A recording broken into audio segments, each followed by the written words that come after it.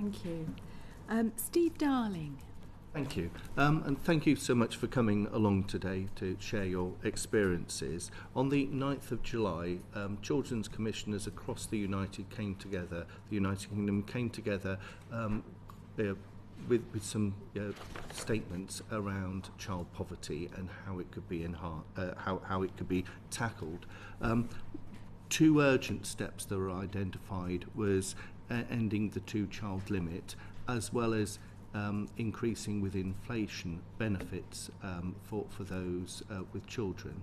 Can you put some more flesh on the bone about the impacts of that? Because I understand that the clarion call that goes out there, but are you able to evidence what that impact would be?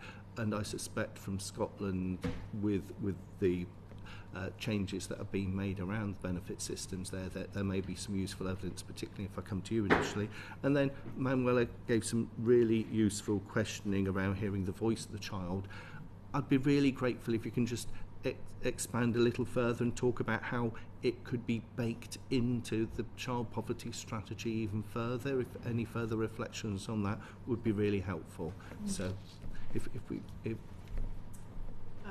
I can start with some specific evidence around the potential impact of removing the two-child limit. I've mentioned already that in Wales we know that 65,000 children are directly affected by the two-child limit, which is 11% of all children who live in Wales.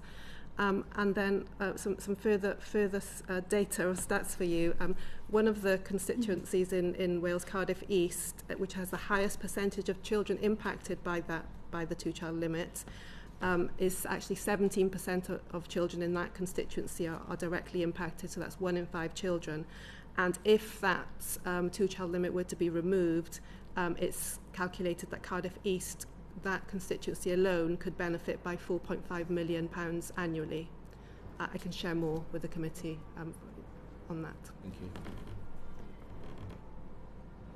I mentioned briefly earlier, but I think it's worth reiterating that there has been some modelling taking place in Scotland that says if the two-child limit was removed, 20,000 children would be lifted out of poverty.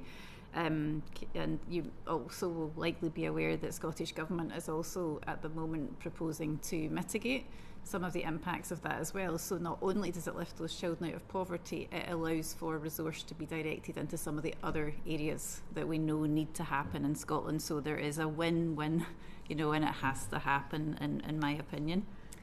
And I think the evidence is there, and I think you've heard it before as well, in relation to the IFS study that found that there'd be a 4 percentage point decrease in child poverty across the UK if the two-child limit was removed.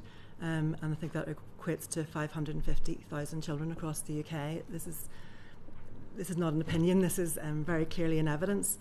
In terms of the child benefits and increasing the child benefits as well, I just wanted to touch back on the inquiry that the Committee for Work and Pensions did, I think it was back in 2022, which looked at child poverty in relation to children with no recourse to public funds. And I know there was a talk then about making sure that all children who were British children should be eligible for child benefit.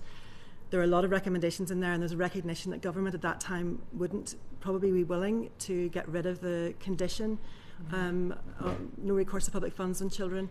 We would urge the committees to look at that report again and look at those recommendations, and we believe that should be lifted. The condition of no recourse to public funds for children should be lifted.